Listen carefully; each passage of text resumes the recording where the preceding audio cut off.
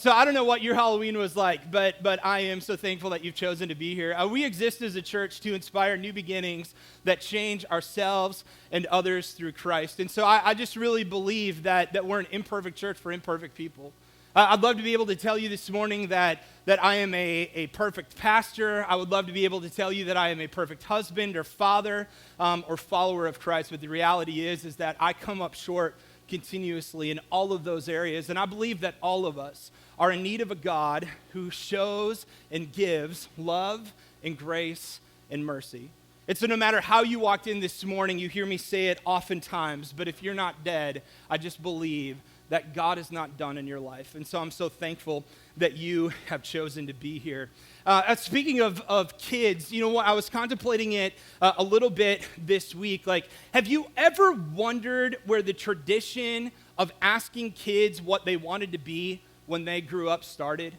Like, why in the world would we ask that? Like, it's a question, though, that we engage in quite frequently. I remember growing up that my mom or my dad would always ask, like, what do you want to be when you grow up? Or my grandpa, like, he was always wanting to know that I was on track. And maybe we ask it because as adults, we just need some kind of amusement because you never know what kind of answer that you're going to get. Or maybe we're just trying to instill in them, like, hey, there's something for you for in the future. But I asked my two boys, like I said, 9 and 4, I asked my 9-year-old what he wanted to be when he grew up. And he, without missing a beat, was just like, oh, Dad, I'm going to be a football player, and I'm going to play basketball, and I'm going to play golf. I'm going to be the first person to do all three. It's going to be great. And I was like, that's sweet. Like, go for it. Let's go. Like, you did not inherit a ton of athletic genes, so you might be in trouble, but you're all right. Like, we'll handle that. And then I asked Isaiah, our 4-year-old, what he wanted to be. And he kind of paused for a minute, and then he looked at me, and he was like, how would I know? I'm 4. And I thought about that, but isn't that the truth? Like, isn't that the truth? Wouldn't it be great from the earliest years in life that we had absolute clarity about the direction that we were supposed to go in our lives? Like, wouldn't it be great if we had absolute clarity about the direction we were supposed to go in our lives? Because for most of us, we got it wrong when we were 4. We got it wrong when we were 9 or when we were 8. We got it wrong when we were 18. And for some of us, like, we're still off at the age of 28. And by the time we get to the age of 38, we can start feeling an overwhelming sense of despair because we discover that we're no longer living the life that we wanted. And maybe the most frustrating part is that for at least some of us, it's not because we have missed out on our dreams. It's because we don't even necessarily know what it is that we want in the first place.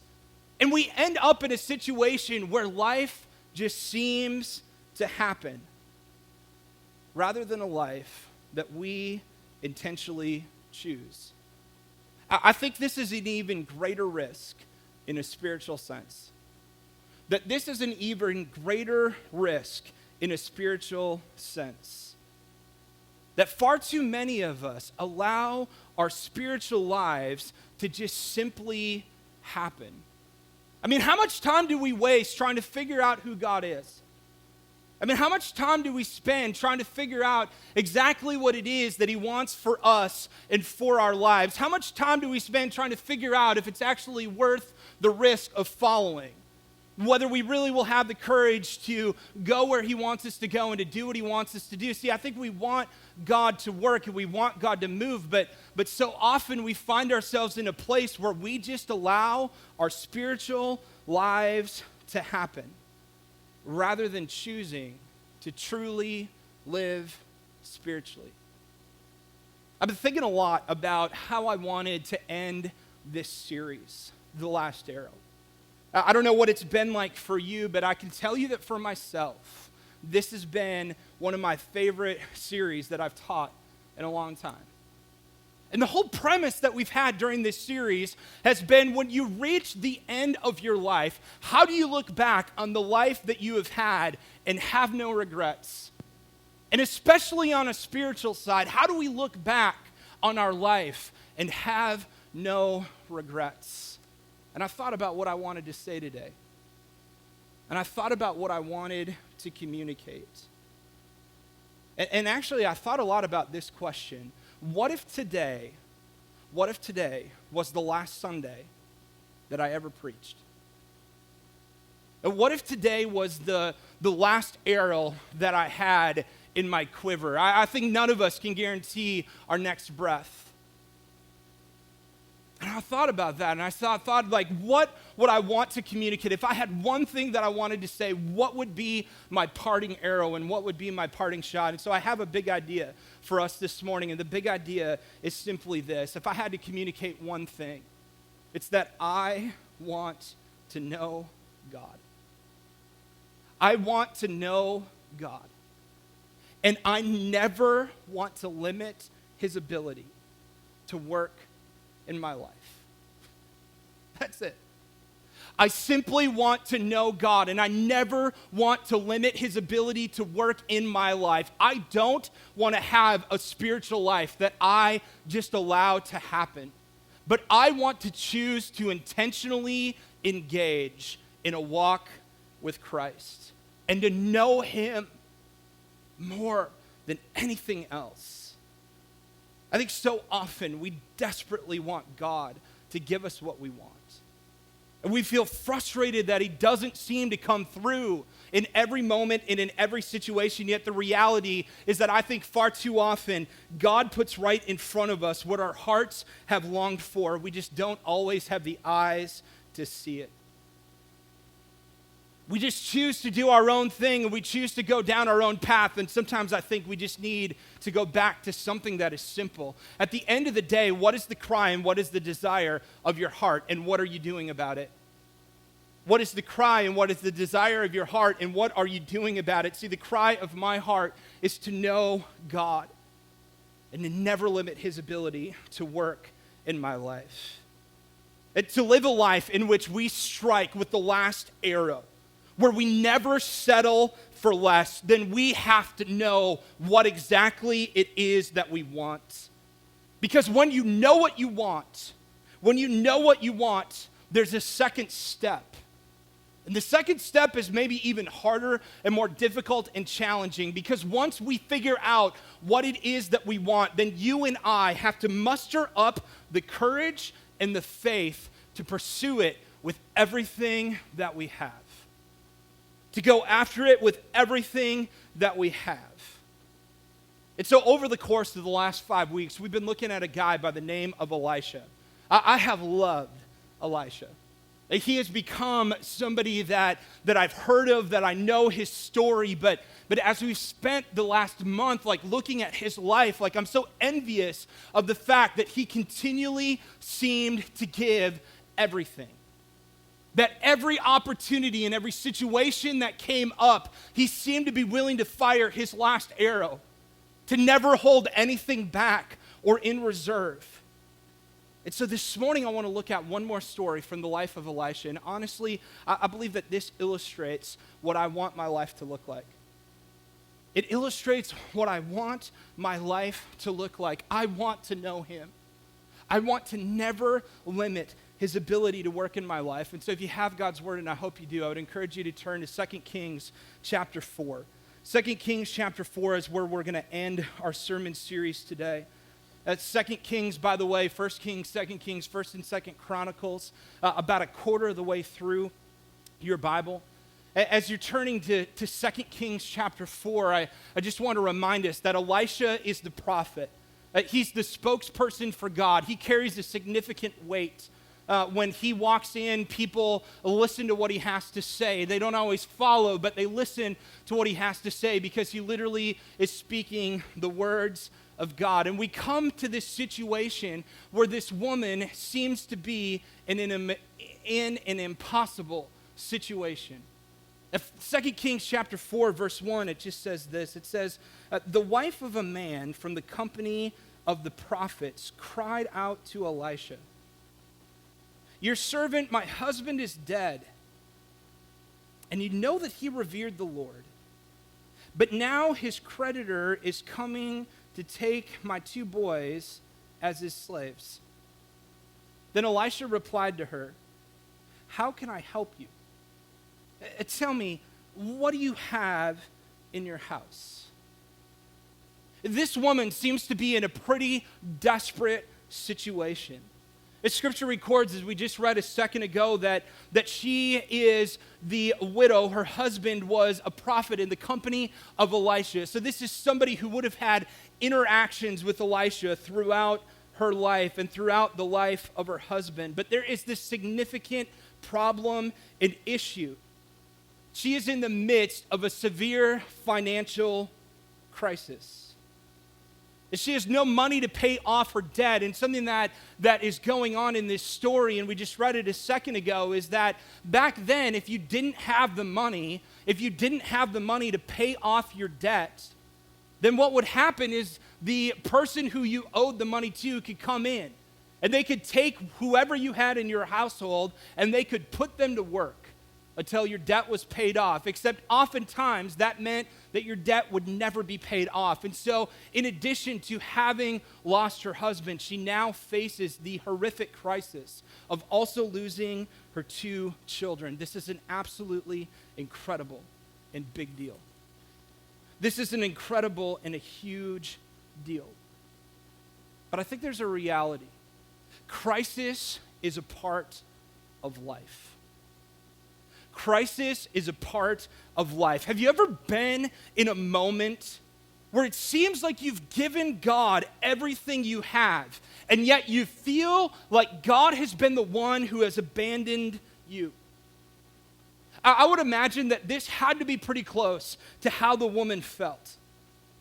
There seems to be no hope. There seems to be no future. But what I love about the choice that this woman made, to her credit, instead of turning from God, she turns to him.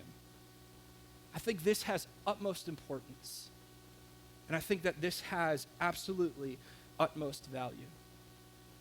If you want to know God, if you want to know God, where do you turn in times of crisis? If you want to know God, where do you turn in moments and in times of crisis? Because I think if we want to have a spiritual life that matters, this question has significant weight. And this question has significant. It has ramifications. I could just be honest with you this morning. I've had dark moments in my life. Every single one of us in this room have. But it has been in the midst of the darkest moments that I have seen God work the most. It's been in the midst of the darkest moments that I have seen God work the most. And it doesn't mean that I always necessarily see it in that moment. And it doesn't mean that I necessarily always feel it. But the question becomes, in moments and in times of crisis, where do you choose to intentionally turn? See, I think far too many of us choose to turn and to go the other direction. Instead of having the trust and the faith to intentionally follow, to choose to lean in instead of leaning away, because God is always at work. I never want to limit his ability to work in my life, no matter how dark it might be. And that's exactly what he does in this situation. Verse 3, or verse 2, it just simply, or verse 3, Verse 3, it simply says that, or 2, it says, Elisha replied to her, "How can I help you? Tell me, what do you have in your house?" "Your servant has nothing there at all," she said, "except for a small jar of olive oil." Then Elisha said, "Go around and ask all your neighbors for empty jars. Don't ask for just a few. Then go inside, shut the door behind you with you and your sons. Pour oil into all the jars, and as each is filled, put it to one side." Then she left him and shut the door behind her and her sons. They brought the jars to her, and she kept pouring. When all the jars were full, she said to her son, "Bring me another one." But he replied, "There's not a jar left." Then the oil stopped flowing. She went and told the man of God, and he said, "Go, sell the oil and pay your debts. Then you and your sons can live off of what is left."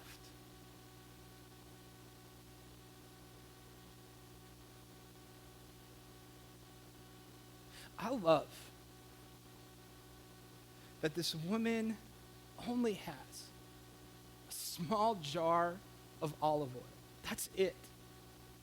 It's amazing to me how God doesn't seem to need much to do much. How God doesn't need much to do much. And what I love is that it wasn't God who ran out of oil, it was what?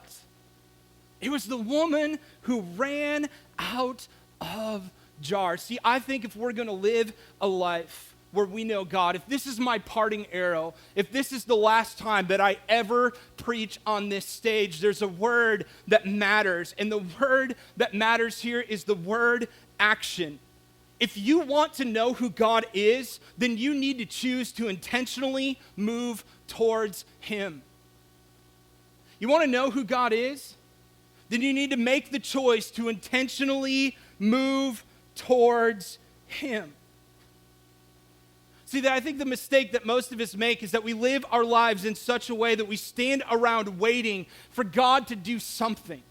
We stand around waiting for Him to show up and to move, to do something good or to do something great or to do something powerful in our lives, and we miss that it starts with us.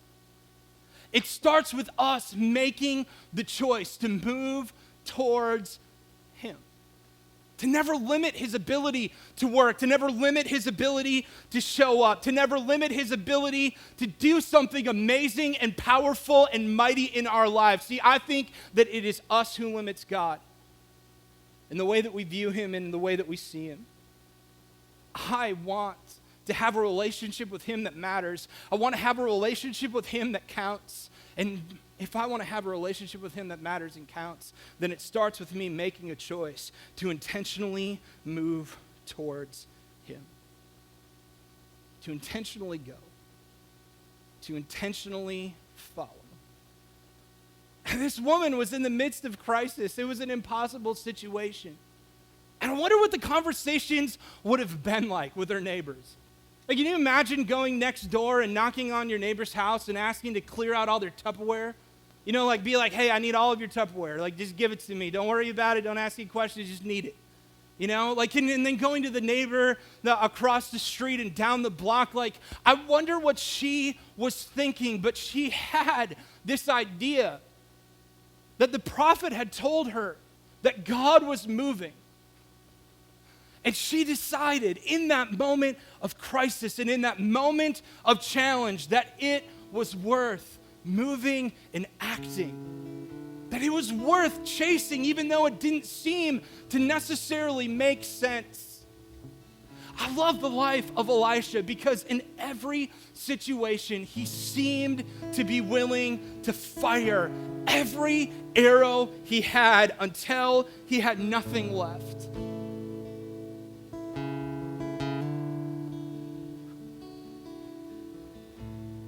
You know, as Jesus hung on the cross, it was literally the final minute of his life. As Jesus hung on the cross in the final minute of his life, he uttered 3 words that changed all of human history. It is finished. I don't think there's a more profound example that is out there of a man who left nothing undone, of a person who held nothing back. He literally gave everything of himself, and he gave himself totally and completely. I think that there is something that is strangely beautiful about the moment as he is hanging on the cross, uttering the 3 words, "It is finished." Can you imagine being able to whisper in your final breath the 3 words, that let the world know that you had done exactly what you came to do. That you completed exactly why you were here. In that moment, death has no power. Death has no victory. There is no regret or there is no question. There is only a deep sense of fulfillment that Jesus came and did exactly what it is that he set out to do. And the question becomes, what will you do? And the question becomes, what will you choose? And the question becomes, what will I do? And what will I do? Choose. Will we choose to settle for less? Or will we give everything to the life that you and I have been entrusted? Will we choose to strike and strike and strike and strike again until there literally is nothing that is left? See, that is the cry and the desire of my heart. If this is my parting shot, if God forbid or in his will or whatever, I end up leaving this life and meeting him at some point this week, the cry and the desire of my heart is that I give everything to know him. But it starts with me choosing to do it. It starts with tomorrow morning, me waking up and intentionally deciding, God, today I chase you. God, today I chase you. God, today I chase you. And tomorrow, or on Tuesday when I wake up, maybe Monday didn't go exactly how I wanted, but it means that I get up and I say, listen, I'm not going to let Monday be what it was. Today is a new day. Today is a chance for another inspired new beginning, and I give him everything. I never want to limit his ability to work in my life. I believe that God is for you. The question becomes, what will you choose and what will you do? Live a life where you give him everything. Live a life where you are willing to go wherever it is that he wants you to go, to do whatever it is that he wants you to do. And in the moments where you think that you are beyond hope, and in the moments where you think that you are beyond his love and his grace and his mercy and his forgiveness, remember as he hung on the cross and said those 3 words, it is finished. He did it because he loved you. He did it because he cared. He did it because he wanted you to know that in the midst of the brokenness and the darkness that is inside of every single one of us, that while we were still sinners, Christ came and he died for us. The question becomes, what will you choose? And so this morning, as we end our series, I want to end it with a time of communion. I want to end it with a time of reflection, and I want to allow you an opportunity to think about what is it that you will choose today. And so I want to ask the ushers to begin to pass out the elements. Just a quick word about communion for us. If you want, we invite everybody to participate in communion. There's no class that you have to go through. You don't have to be a member of this church. We just ask that you're a member of the body of Christ. As the elements are distributed, I would ask that you just hold on to them, and then in just a few moments, we'll take them together. But the question becomes, what will you choose? The question becomes, what will you decide? And here's where I want to land it this morning as the elements are getting distributed. No one can choose for you. No one can choose for you. I can't choose for my wife. I can't choose for my children. The only person who can decide and control what you choose is you. And I believe that when we begin to look at who God is, if we really decide that we want to know him, that when we move towards him, that our best life will be realized. But it starts with us choosing to follow. It starts with us choosing to move. And so I want to invite Anthony and the worship team to begin to lead us in a song. And spend some time in reflection and in thought. What will you choose today? And if you make that choice, maybe in these moments, will you purpose in your heart and have a conversation with God to give him everything? May today be the day that we decide to never leave an arrow in our quiver, but that we strike with everything that we have, and choosing to intentionally follow after